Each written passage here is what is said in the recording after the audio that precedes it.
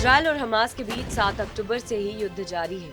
Hamas के गढ़ Gaza में मौजूद सुरंगें इजरायली सेना के लिए सिरदर्द बनी है। हमास इन सुरंगों से ही युद्ध को ऑपरेट कर रहा है।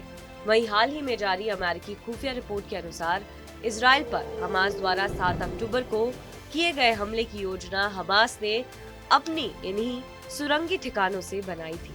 आइए जानते हैं कि हमास का ये चक्रव्यूह कितना मजबूत है और इजरायली सेना इसे तबाह करने के लिए क्या योजना बना रही है। मीडिया रिपोर्ट्स के अनुसार हमास ने इन सुरंगों में आपस में बातचीत करने के लिए फोन लाइनें बिछा रखी है, जिसे इजरायली सेना ट्रैक नहीं कर सकती। हमास के लड़ाके इन सुरंगों में आसपास में बात करने के लिए मोबाइल का इस्तेमाल नहीं करते, जिस कारण उन्हें ट्रैक करना मुश्किल है। हमास की ओर से बनाई गई इन सुरंगों को गाजा मेट्रो कहा जाता है। वहीं ये भी कहा जाता है कि हमास इन्हीं सुरंगों में रॉकेट और गोला बारूद को स्टोर भी करता है। साथ ही सुरंगों के जरिए ही वो हथियारों की तस्करी भी करता है। ऐसा माना जाता है कि गाजा में मौजूद सुरंगों की भूल भुलैया 41 किलोमीटर लंबी और 10 किलोमीटर चौड़ी है। वहीं 2021 में हमास ने गाजा के नीचे 500 किलोमीटर लंबी सुरंगें बनाने का दावा किया था। हालांकि इसका कोई सटीक आंकड़ा अभी तक सामने नहीं आया है कि गाजा में कुल कितनी सुरंगें हैं। मीडिया रिपोर्ट्स के अनुसार कुछ सुरंगें जमीन से 30 या 40 मीटर तक गहरी है।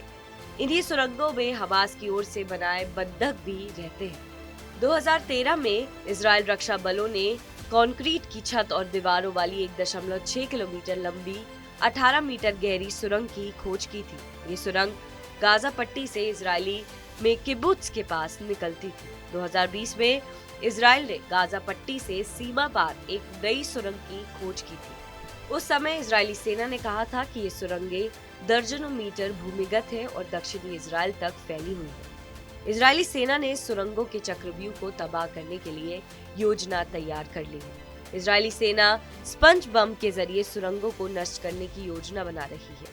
स्पंज बम एक तरल पदार्थ के रूप में होता है और ये एक प्लास्टिक कंटेनर में बंद होता है। ये अचानक फटता है और सुरंग के रास्तों को ब्लॉक कर देता है। वहीं इजरायल इन सुरंगों को नष्ट करने के लिए रासायनिक ग्रेनेड की भी टेस्टिंग कर रही है। अगर ये सफल हुआ तो गाजा में मौजूद सुरंगों पर इजरायल इसका प्रयोग करेगा। ये सुरंगों के एंट्री पॉइंट को पूरी तरह से ब्लॉक कर देगा और हमास के लड़ाके सुरंगों से बाहर नहीं निकल पाएंगे।